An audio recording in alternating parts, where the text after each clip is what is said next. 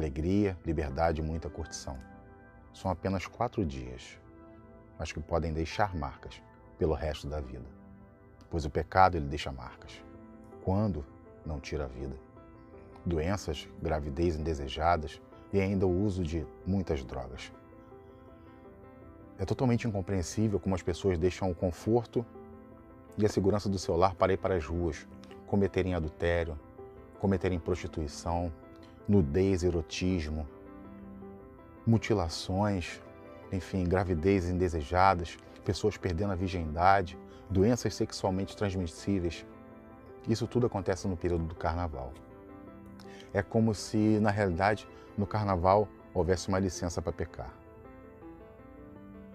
O engraçado é que alguns vão até com a pequena desculpa de falar: não, eu só vou lá só ficar de longe, eu vou dançar um pouquinho, eu vou lá de uma forma simplesmente até, como eu posso dizer, inocente. Mas o ponto é que, quando alguém entra no esgoto, ele consegue sair limpo. Vamos ver o que a Bíblia diz a respeito. Efésios capítulo 5, versículo 3. Mas a impudicícia e toda sorte de impurezas ou cobiça nem sequer se nomeia entre vós, como convém aos santos.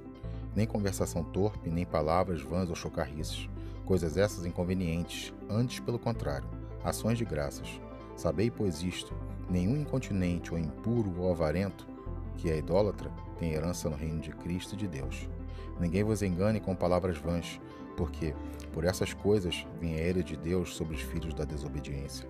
Portanto, não sejais participantes com eles, pois outrora erais trevas, porém agora sois luz no Senhor. Andai como filhos da luz, porque o fruto da luz consiste em toda bondade, justiça e verdade, provando sempre o que é agradável ao Senhor. Não sejais cúmplices nas obras infrutíferas das trevas, antes, porém, reprovai-as. A questão é que quando Paulo fala lá, e não sejais cúmplices das obras infrutíferas das trevas. Bem, o que ele quer falar ali, mas antes reprovai-as, perdão. O que ele disse ali é justamente aquilo que eu falei quando eu disse: como pode alguém descer no esgoto e não sair de lá sujo? Pois todo aquele que é cúmplice de alguém, de uma ideia, de um partido, ele é completamente conivente. Ele aceita aquilo que justamente está sendo apresentado. Pois como pode ser alguém ou andar com alguém sem aceitar as ideias de alguém? É bem complicado isso. O carnaval ele nasceu provavelmente no Egito, onde as pessoas pegavam um chamado boi ápis e levavam até o rio Nilo para adorá-lo e se vestiam com fantasias. Já na Grécia Antiga era chamada de festa dionisíaca em veneração ao deus Dionísio, que era o deus da uva deles lá e do vinho. Já em Roma, era adorado o deus Baco. E essa festa justamente era chamada de Bacanal. Sim, Bacanal, isso mesmo. Onde eram feitas orgias à base de vinho, à base de várias outras coisas que não nos convém falar. Mas era uma festa totalmente promíscua em que acontecia coisas terríveis, pecados mil, justamente à base de vinho regado em adoração ao deus Baco. Agora eu vou deixar algumas outras passagens da Bíblia para que você possa justamente refletir quanto à santidade e à separação do cristão do mundo. Por favor, acompanhe comigo. 1 Coríntios capítulo 6, versículo 18. Fugir da impureza. Qualquer outro pecado que uma pessoa cometer é fora do corpo, mas aquele que pratica a imoralidade peca contra o próprio corpo. Acaso não sabeis que o vosso corpo é santuário do Espírito Santo, que está em vós, o qual tendes da parte de Deus, e que não sois de vós mesmos, porque fostes comprados por preço. Agora, pois, glorificais a Deus no vosso corpo.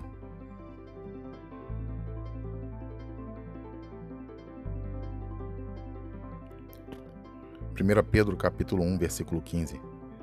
Mas, como é santo aquele que vos chamou, sede vós também santos em toda a vossa maneira de viver, porquanto escrito está: sede santos, porque eu sou santo. 1 Tessalonicenses capítulo 4, versículo 7. Porquanto Deus não nos chamou para a impureza, e sim para a santificação. E para finalizar, eu gostaria de deixar um versículo, sim, mas direcionado justamente aos jovens, que são aqueles que são mais atacados nesses dias de carnaval. Encontra-se em Salmos, capítulo 119, no versículo 9, que diz assim: como purificará o jovem o seu caminho? Observando-o de acordo com a palavra de Deus. Ou seja, observando esse caminho. O caminho que ele quer trilhar, o caminho que ele deve andar, deve estar de acordo com a palavra de Deus. Você, meu irmão, que nesses dias de muita promiscuidade, bebedices, justamente as obras da carne, a qual a Bíblia fala em Gálatas, no capítulo 5, diz que tais que cometem tais coisas não herdarão o reino dos céus. Eu quero falar para você que é cristão no dia de hoje, fuja dessas coisas, fuja do mal. A Bíblia fala justamente isso, que nós devemos fugir da aparência do mal. Fique em casa com sua família, fique em oração, vá para a igreja, faça um passeio sadio, aproveite esses dias para que você vai estar em casa, porque muitos trabalham, é uma semana, 4 dias de feriado para muitos, eu sei que também muitos trabalham, mas se você tem um tempo de ficar em casa, tire um tempo com Deus, acerte sua vida com Deus, entregue sua vida a Cristo, porque você pode ver que a cada ano que passa, esse período de carnaval fica pior e cada vez mais pior. O sistema quer corromper, o sistema quer acabar justamente com as virtudes que ainda restam. Nós, como igreja, temos que fazer a diferença nesse mundo. A minha oração é para que o Senhor te guarde e te livre de todas essas coisas nesse período, mas não só nesse período, em todos os momentos da sua vida. Que Deus abençoe você e a sua casa. Fica na paz.